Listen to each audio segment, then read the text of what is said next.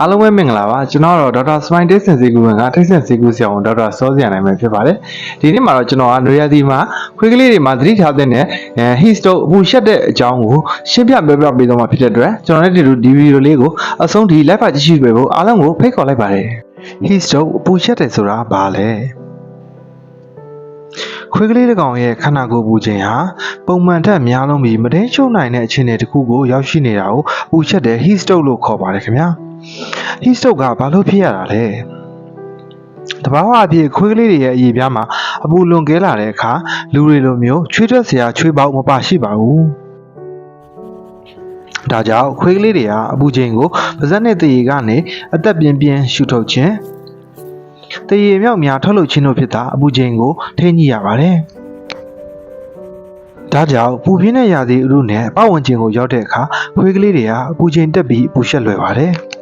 ဘယ်လိုချက်တွေကအဓိကအပူရှက်ခြင်းကိုဖြစ်ပေါ်စေသလဲဆိုတော့အထူးသဖြင့်နွေရာသီလိုပူပြင်းတဲ့အချိန်တွေမှာခွေးကလေးတွေကိုနေပူရဲခေါ်သွားတာပူပြင်းပြီးလေဝင်လေထွက်မရှိတဲ့နေရာမှာအချိန်ကြာမြင့်စွာထားမိတာပူပြင်းတဲ့အချိန်တောက်တုံရေးမလုံလောက်တာစတဲ့ချက်တွေကအပူရှက်ခြင်းကိုဖြစ်စေတဲ့အဓိကအကြောင်းရင်းပဲဖြစ်ပါတယ်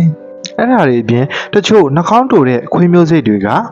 အပူရှက်ခြင်းကိုအလွယ်တကူဖြစ်စေနိုင်ပါတယ်ဥပမာတက်ဘူးတော့ပစ်ဘူးစတဲ့မျိုးစိတ်တွေမှာ heat stroke ဖြစ်ဖို့အလွယ်လွယ်ကူပါတယ်။ဝါတဲ့ကလေးတွေမှာလည်းဖြစ်ဖို့လွယ်ကူပါတယ်။အပူရှက်ခြင်းဖြစ်တဲ့အခါဘယ်လိုလက္ခဏာတွေပြမလဲ။ခွေးကလေးတွေမှာ heat stroke ဖြစ်တဲ့အခါပြသတဲ့ကနဦးလက္ခဏာတွေကတော့အလွန်အမင်းရှားကိုအပြင်းထန်ထုတ်ပြီးလေရှူခြင်းရှားနဲ့တဖုံအလွန်အမင်းหนีရဲလာခြင်းအားနည်းခြင်းမတက်မရက်နိုင်ဖြစ်ခြင်းအန်ခြင်းဝမ်းလျှောခြင်းတတိလစ်မေ့မျောခြင်း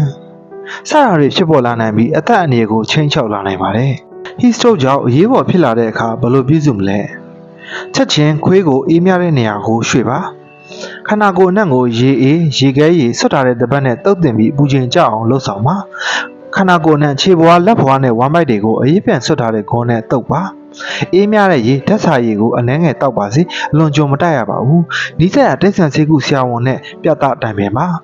နွေရာသီမှာ heat stroke မဖြစ်ရအောင်ဘယ်လိုကြိုတင်ကာကွယ်ကြမလဲနေပူတဲ့အချိန်အပြင်ခေါ်မသွားပါနဲ့အထူးသဖြင့်မနက်10:00နာရီနဲ့ညနေ4:00နာရီကြားအရေးကြီးပါတယ်ခွေးကလေးတွေအတွက်အေးများတန့်ရှင်းတဲ့တောက်ရည်ကိုလွယ်လွယ်ကူရနိုင်အောင်လှုပ်ဆောင်ထားပေးပါလေဝင်လေခွက်ထွက်ကောင်းတဲ့နေရာမျိုးမှာထားရှိပေးပါအေးများတဲ့နေရာထိုင်ခင်းတွေကိုပြင်ဆင်ထားပေးပါအရေးပေါ်ချင်းတွေအတွက်ရေခဲရည်တပတ်အရက်ပြန်ဓာတ်စာစတာတွေကိုပြင်ဆင်ထားပေးပါ